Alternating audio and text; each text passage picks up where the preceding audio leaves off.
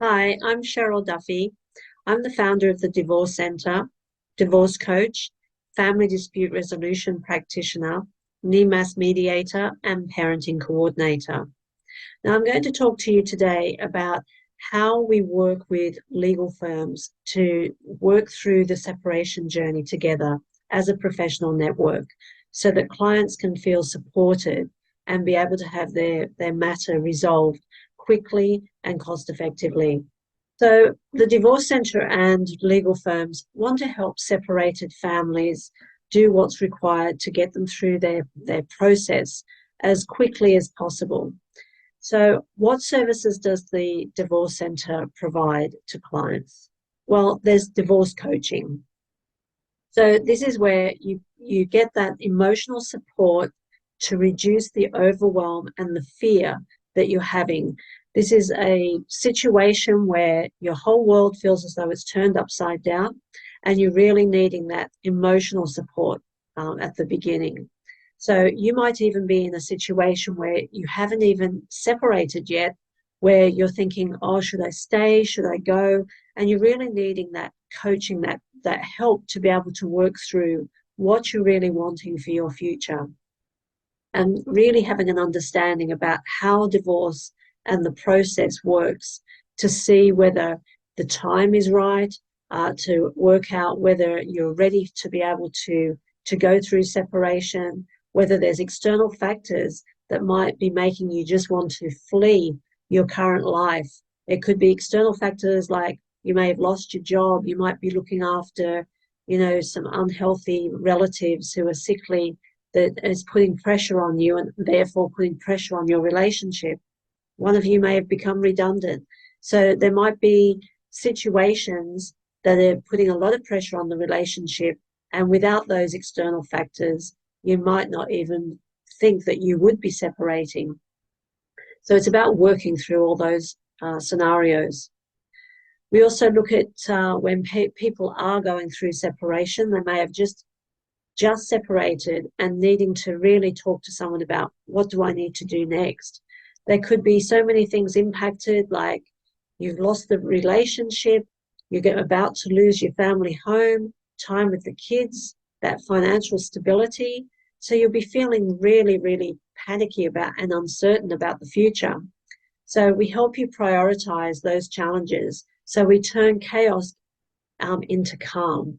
And we try to help you be able to communicate effectively with your ex so it doesn't escalate into high conflict and therefore minimize the impact on your children so that they're not seeing that their two parents are warring together. So we do help you with preparation and planning so that you are working through continuously pushing forwards, not looking back and blaming and looking at, oh, this is what's happened to me. What am I going to do? This is about, okay, it's happened.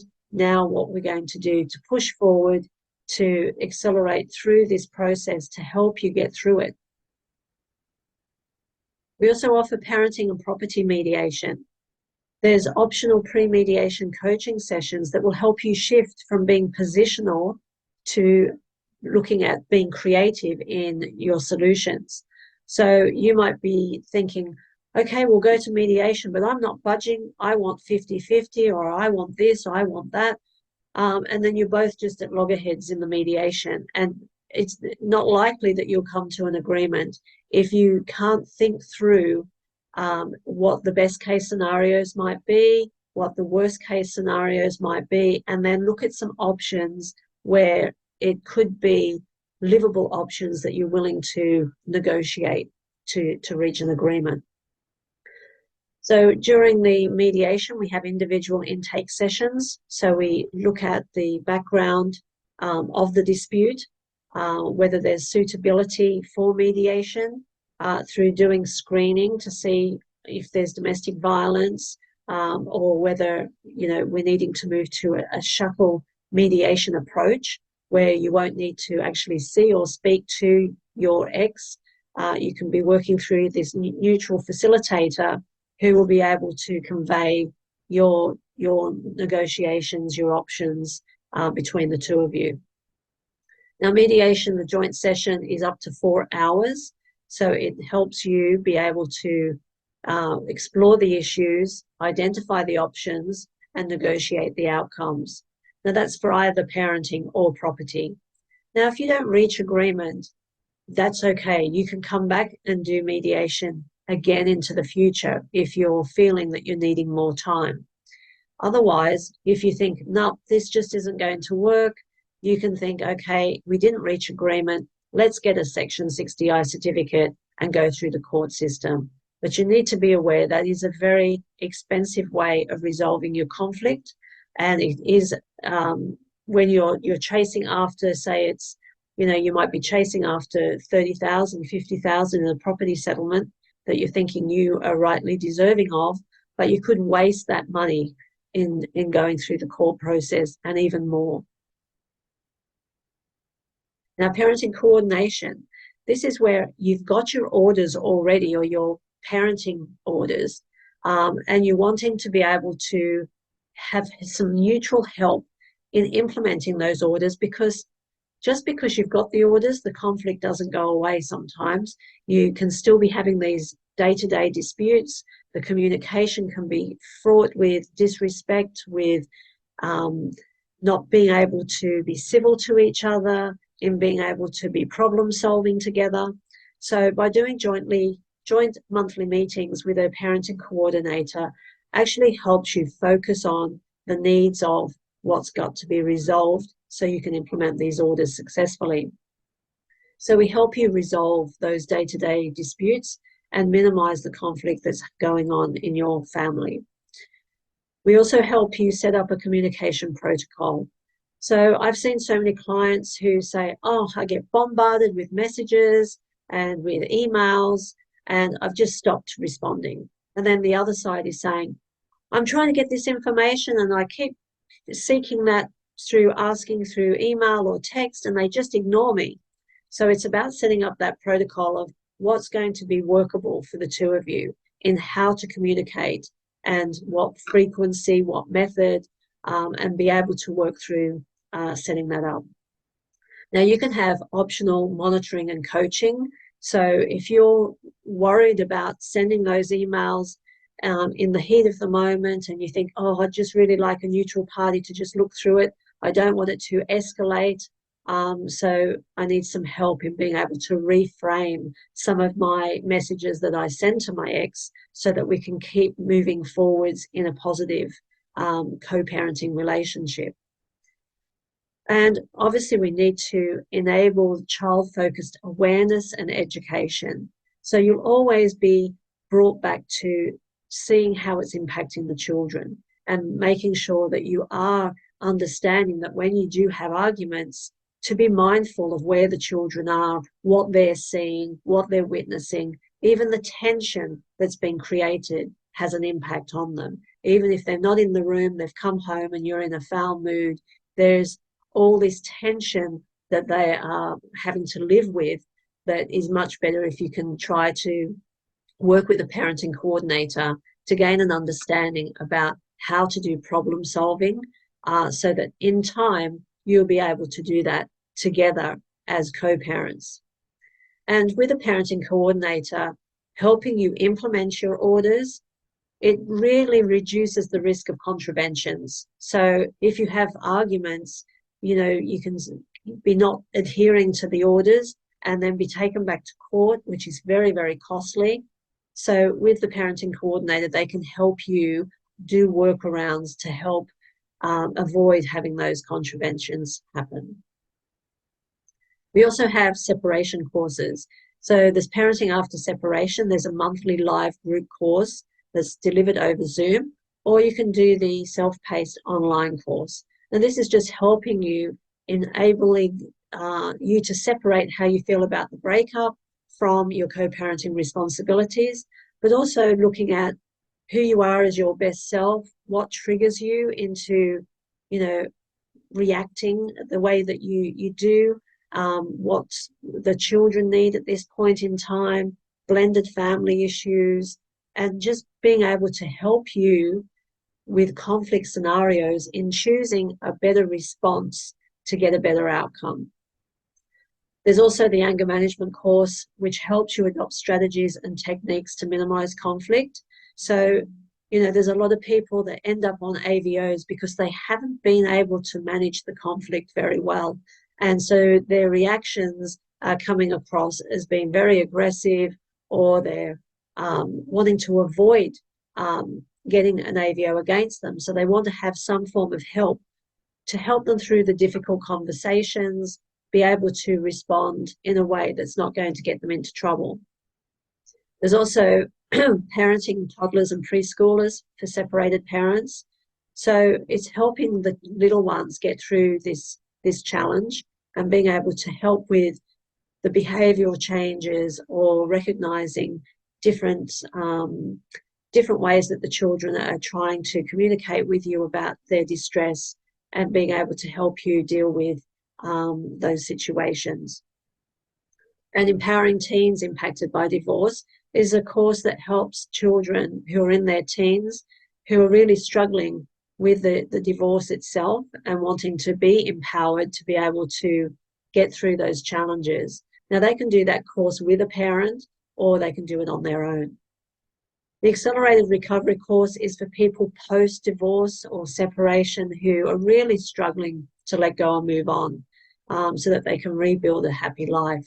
I've seen many people who are really struggling for years to be able to really have rebuild their life and have a fulfilling life after divorce. So this course really helps you do that. Now, it's really important that we understand our clients and what they're going through.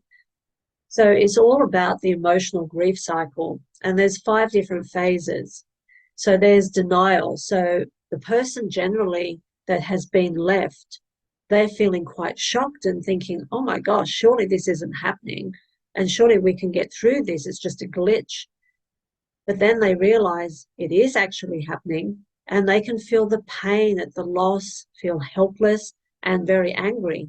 And this anger can be directed to the ex, or it could be to the people that are trying to support you. Then there's bargaining. This is where they're looking for answers. Why on earth did this happen? And question themselves, what could I have done to have prevented it happening? They could be, if only I did this, or what if I did that? So that's the bargaining phase, where you really haven't sort of accepted that it's happened and keep looking for reasons why it came about. And then there's depression. So you're feeling this deep sadness as you begin to understand the effect on your life.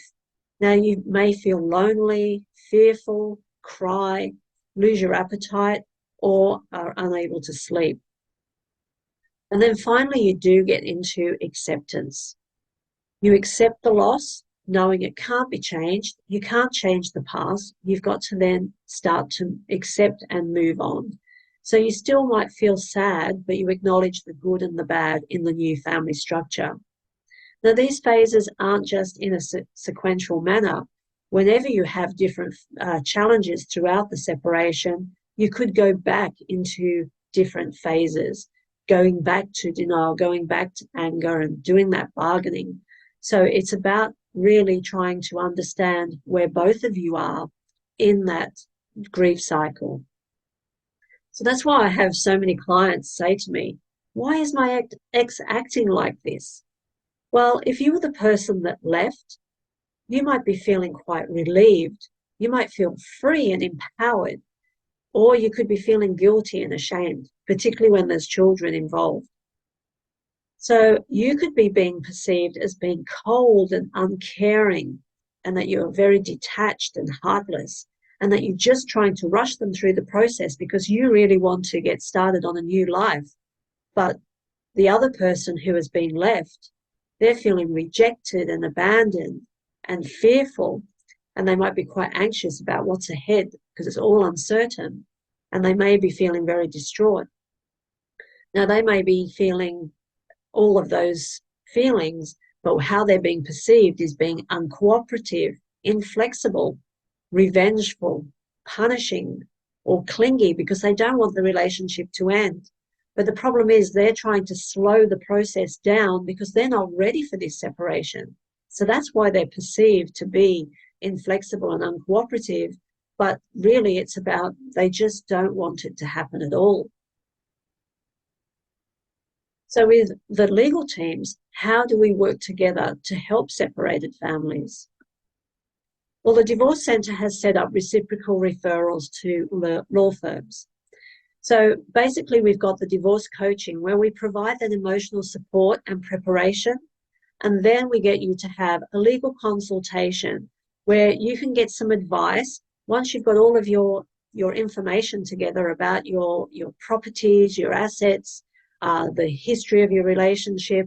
You can take that as a summary to your legal consultation so that you can maximize that time so it can be productive to understand about the possible outcomes that you could expect if you went to court. Now, if you just directly went to a lawyer without being prepared, you may be sitting there in the law firm's office just talking about all of the emotional grief and how you're feeling about the breakup and really not maximizing that time with the lawyer. Now, with the mediation, you're needing to have that understanding, that legal advice before mediation to be able to make good decisions based on those possible outcomes. Now, mediation is all about negotiation. So for parenting and property, you're coming into mediation to explore the issues, why the dispute is happening, why you can't reach an agreement. Come up with some options. You can table the options together, and then from that negotiate to a point where you could both create an agreement that you can both live with. Now, if you don't reach agreement, you can come back and do mediation again. But if you feel that you're not going to be able to reach agreement, you can be issued with a Section 60I certificate to be able to go to court. Now, that's fine, but you must understand that court is a very costly process. So you want to be able to stay empowered in the mediation phase where it's the two of you that are in control of the outcome. Once you hand that over to the court, then you no longer are in control of the outcome. It'll be a judge that will decide. Now, once you've got the agreement in mediation, you then go back to a lawyer to be able to have consent orders or parenting orders initiated in the court. So consent orders will enable you then, through the agreement that you made, to have those orders in place to go ahead and implement them. But you might find that that conflict is too high and it's a struggle to implement the orders. So you might want parenting coordination with that neutral party to help you resolve day-to-day disputes and stop you from then having to go back to court because there's contraventions where the orders haven't been adhered to, where you would need to have a lawyer help you go back to the court process for those contraventions. Now, we talked about the courses. Now, the Parenting After Separation course, that can be held in a lawyer's office, so that there's a group program that can be held there. And there's other services that the law firms deal with, and that could be wills, because you really need to get your will changed now that your ex is no longer your beneficiary.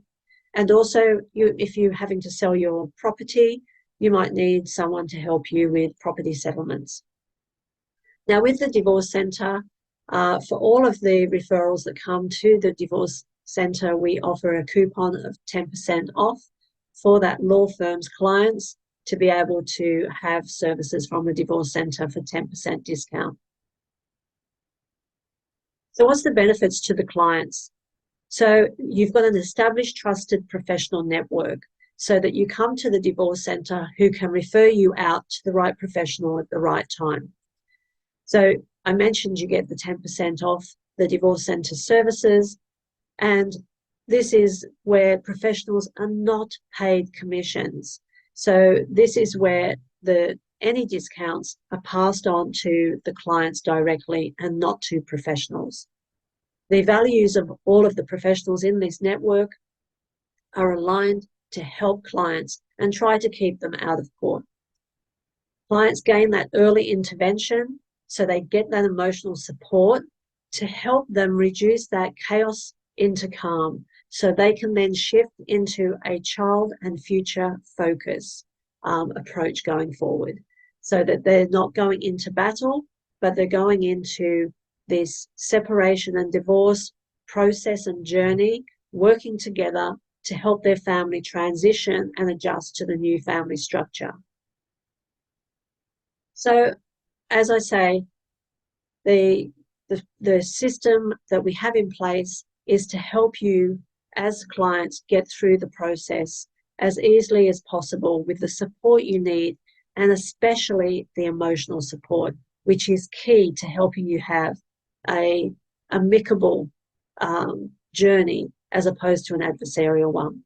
So if you'd like to reach out, you can contact me at thedivorcecentre.com.au, or you can call me on 0411 484 099, or you can book yourself a 30-minute free discovery call so we can talk about how we can help you with your situation.